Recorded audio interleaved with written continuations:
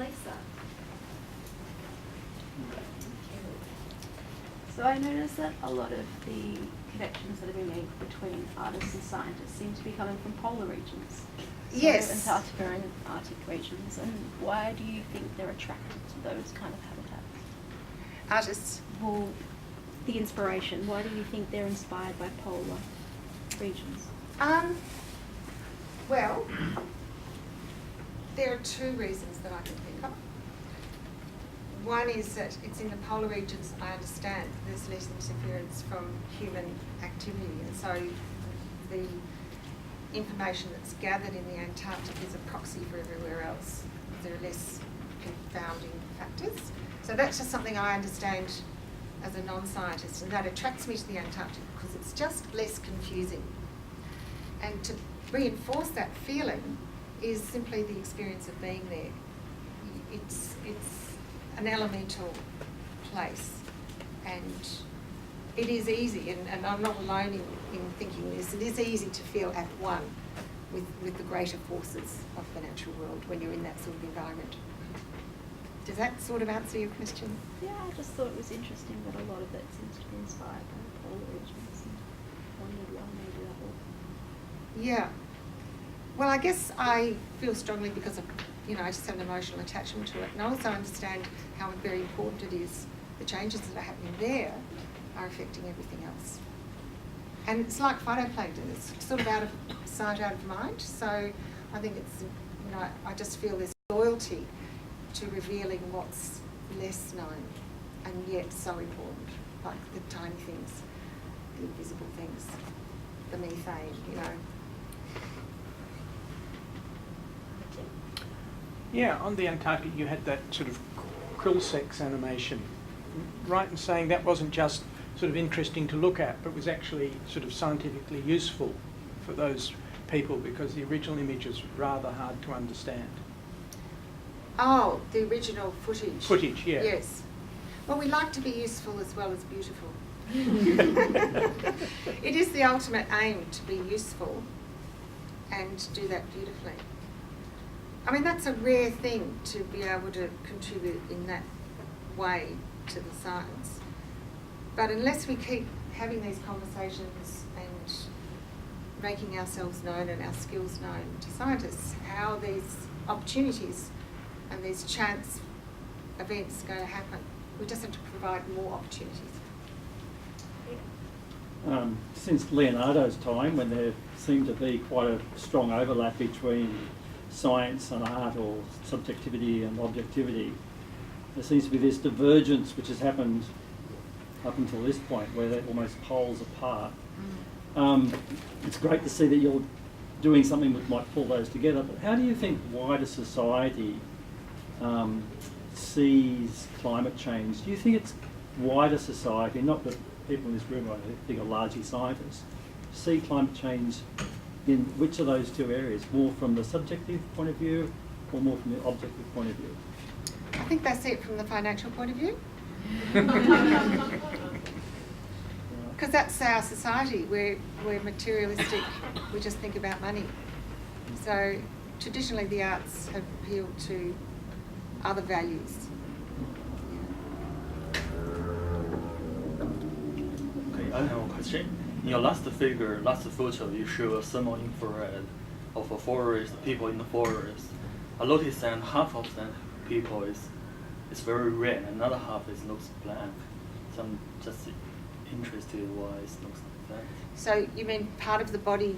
I noticed that half of the body is very red, another half looks black. I think there was foliage in between.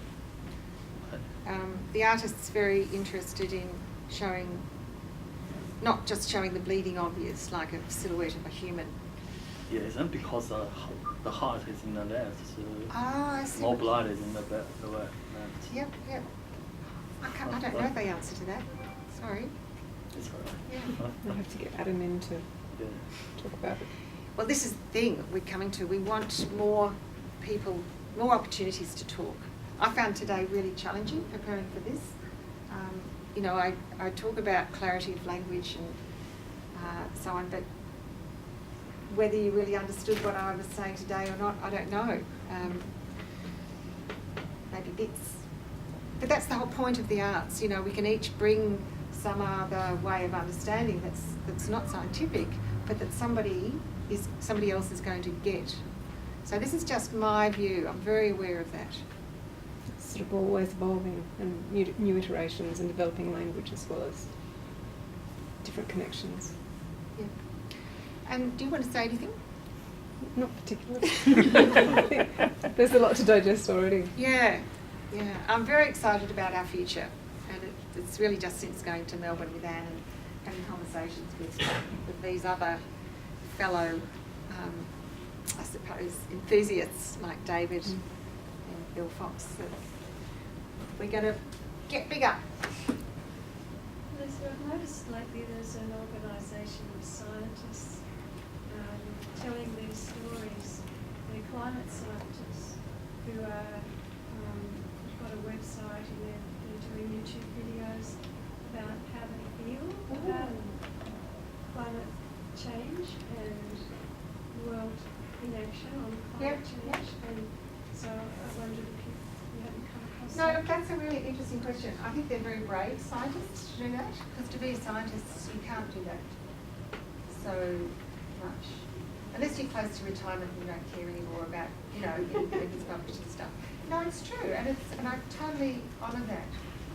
So they're like on Facebook and they're kind of telling their stories as scientists. And I think there's a few projects around the world that are doing that, where they're coming out as storytellers, and so there's this artistic side, this human kind of dimension, subjective dimension of how they feel about the work that they're doing and how nobody's listening kind of thing. So I think that's great. Can you send me the link?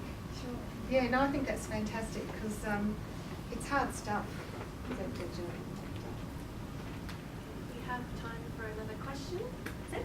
Yeah, I suppose I'm interested in your experience of how the non-scientific and the non-artistic community have responded to your work. I'm thinking about, we live in such siloed worlds, and how do people who sort of think of themselves as not being a scientist or an artist respond to the work? And have you had any experience with that? Yeah, I can think of one experience. There have been many. At the last exhibition here in UTS, Anne had this brilliant idea of having the chalk drawing wall as a place for people to respond. So we've got a whole lot of evidence of people's feelings about climate change or denial of climate change, and there's a whole lot of data that we've recorded from that that's up for analysis. But one personal experience that I had was, I think he was an economics student who just finished his degree, done his final exam, and he wandered into this space. And Dean Walsh, who's a dancer, dressed up in blue, I don't know if you've seen him be a cephalopod, but it was quite noticed, like it was something different going on. And he wandered in, and it was his first encounter with climate change. And this was a final year accountant or economics student or something, not art, not science. And he stood and he listened and he talked to us, and he came away quite changed. Were you there that day? Was that? I came in just after that happened. Yes, it was extraordinary. He had quite a long chat to Catherine Nolan, actually, one of the artists who was there that day. So there are sort of changes and shifts that are very hard to document. So there's a lot of anecdotal evidence that I have of shifts in understanding.